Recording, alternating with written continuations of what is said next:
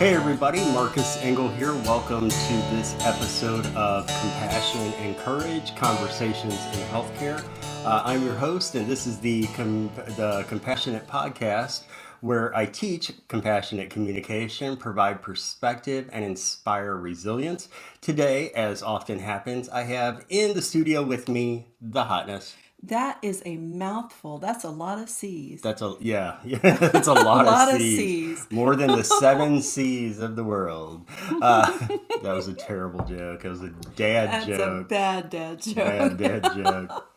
So today I thought I could talk about my favorite nurses. I thought we would Ooh, talk about our favorite nurses. I love that. Yes, and Hey. and it's And there's a lot of them. there is a lot of them. That's why it's kind of hard to talk about our favorite nurses, because if It's I think of impossible. yes, I literally dozens, if not hundreds, of nurses that I could say are my favorite.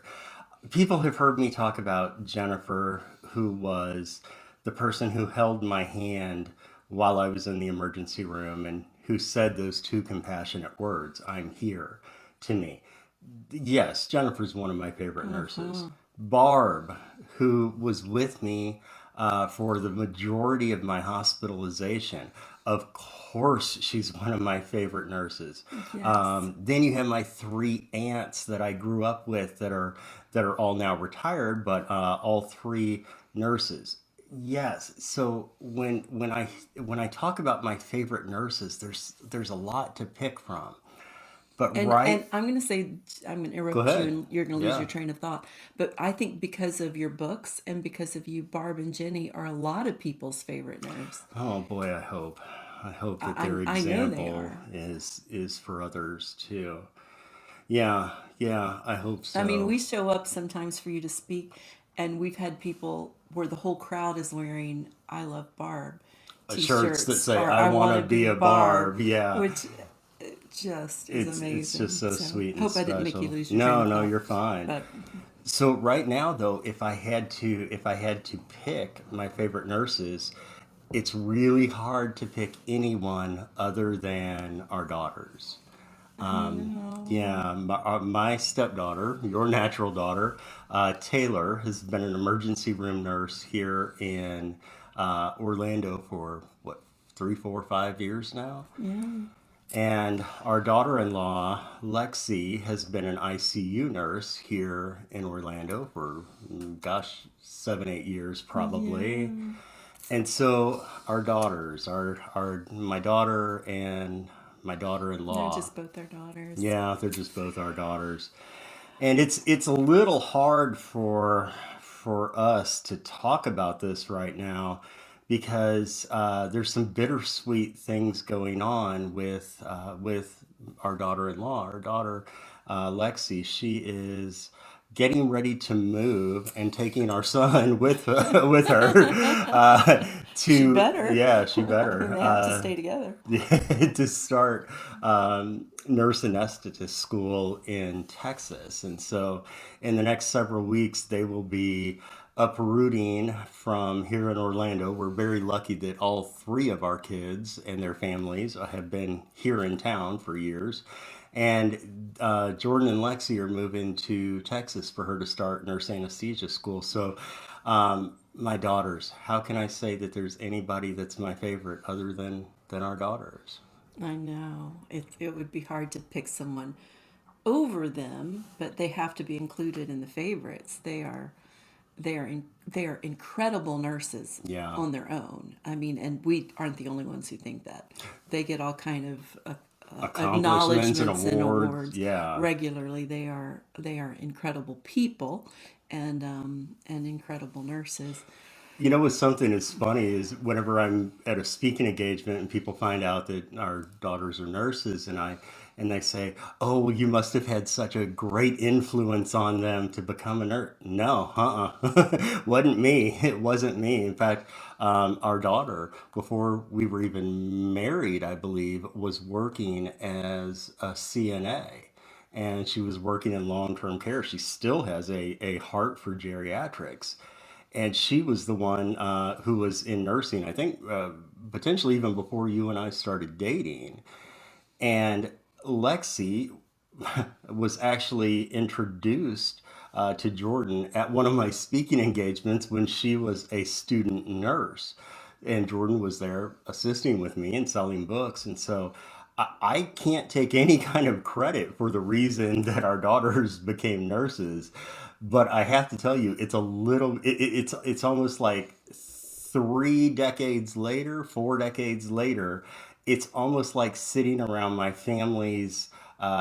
grandmother's dining room table again with family members that are full of nurses that are talking about their jobs and sharing some of their struggles with the joys and the challenges of professional caregiving, professional nursing.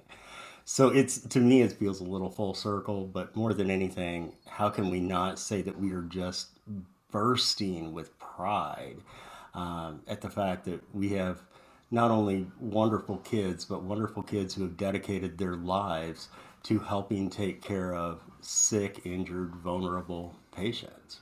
I know they do. It's like it's such a beautiful thing, and on top of it, nurses have the best stories. Oh I yeah. mean, and they tell the best. They tell them the best, and I mean, nurses are amazing people. They're loving, generous people. Anyway, we adore nurses all the way around, and then when you have them in your family, it's You feel pretty blessed. you You feel do. pretty blessed, and I know that if you're not in healthcare, if you do have other people who are in your family who are healthcare professionals, guess what? They are the de facto go-to expert anytime you have a question about, hey, does this rash look like something I ought to have a doctor see? I know. Even if the person is a doctor. Hey, does this rash look like somebody I ought to have somebody that's not related to me see? And when you're in a health profession and you've got more clinical knowledge than the average person on the street, you just become, I think that's the ipso facto or de facto. I don't know all of my Greek or Latin or whatever that is, but you are the one who is the keeper of medical knowledge. And so, for those of you who are nurses like our daughters who get the questions from all the family members about, hey, is this concerning or not? And can suggest to family members what they should be doing to help take care of their themselves or their chronic illness, their condition. We just love you. We salute you. We embrace you, and just like our favorite nurses, you guys are our favorites too. So thank you so much for doing what you do on the job every day.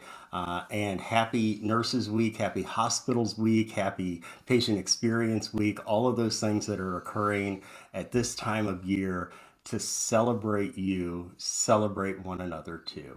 So, thank you all so much for being with us for this episode of Compassion and Courage. I'm Marcus Engel, and with me, as always, is the hotness. Yep, that's right, Marveline. Yeah, also And Marveline. thank So, you. thank you all so much again for being with us. And thank you to everyone who is subscribing and sharing and reviewing and rating and commenting on the podcast. We very much appreciate your interaction. If there's anything that you want us to talk about, if there's any special guests that you think would make a really great guest, please feel free to reach out. We would love to hear your stories. We'd love to hear about those heroes of yours, and maybe we can get them on the podcast and share their stories with everyone. So, thank you again for being part of this episode of Compassion and Courage Conversations in Healthcare.